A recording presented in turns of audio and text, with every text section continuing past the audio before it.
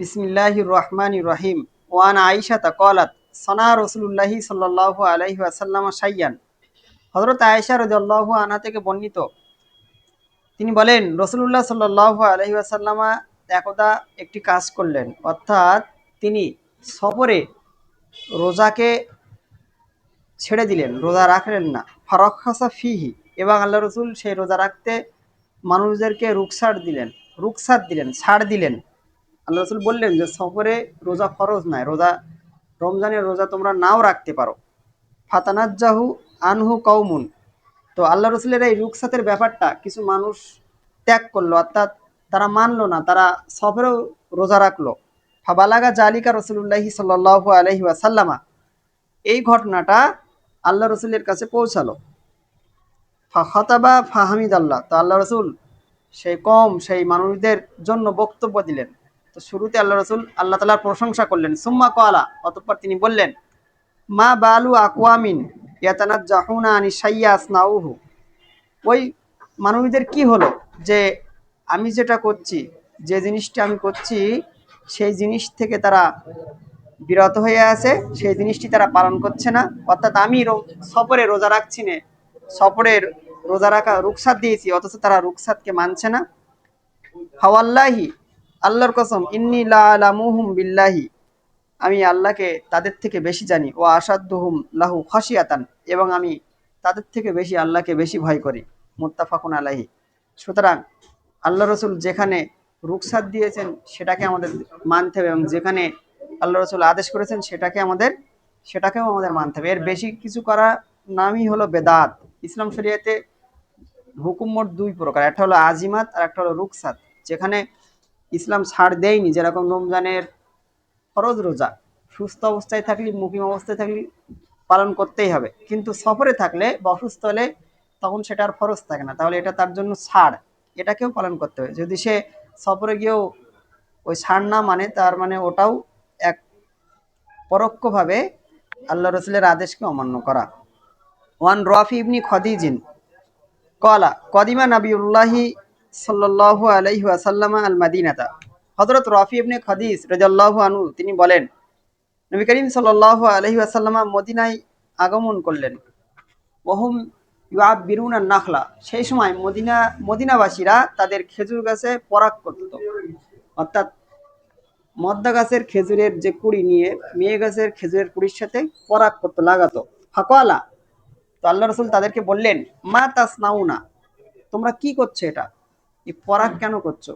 কলু কুন্না নাসনাউহু, তখন মদিনার সাহাবীরা বলল যে আমরা এটা পূর্বে থেকেই করে আসছি, এরকম পরাগ আমরা ফুল সমানো পূর্ব থেকেই করে আসছি। কলা, আল্লাহ রসুল বললেন, লাআল্লাকুম লাউলাম তাফআলু কানা খয়রান, যদি তোমরা এরকম পরাগ না করো তাহলে মনে হয় এটা তোমাদের জন্য উত্তম হবে। ফাতারাকুহু, তো সেই বছরে সাহাবীরা আর খেজুর গাছের পরাগ করলেন না। ফলে হানাকাসাত, সেই বছরে খেজুর গাছের ফলন কম হলো।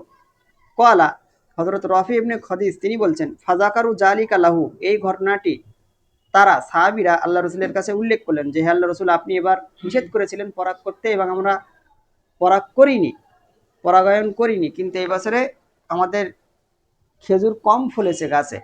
ফাকালা, তখন আল্লাহ রসুল বললেন, ইন্নামা আনা বাশারুন, আমি তোমাদের মতনই একজন মানুষ। ইজা আমারতুকুম বিশাইয়িন মিন আমরি দীনুকুম, যখন আমি তোমাদের ধর্ম সম্পর্কে কোনো আদেশ দেব তাহলে ফাখুযু বিহি, সেটাকে তোমরা মান্য করবে, ধরবে।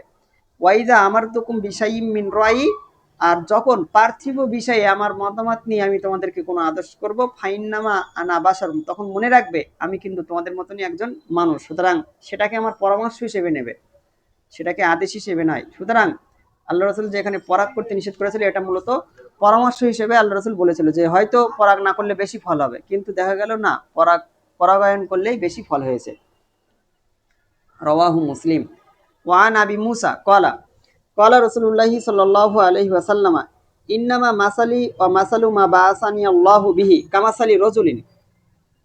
হযরত আবু মুসা রাদিয়াল্লাহু আনহু থেকে বর্ণিত, রাসূলুল্লাহ সাল্লাল্লাহু আলাইহি ওয়াসাল্লাম বলেছেন, অবশ্যই আমার উদাহরণ এবং আমাকে আল্লাহ তাআলা যে জিনিস নিয়ে পাঠিয়েছে তার উদাহরণ, অর্থাৎ রিসালাতের উদাহরণ হলো ওই ব্যক্তির ন্যায়।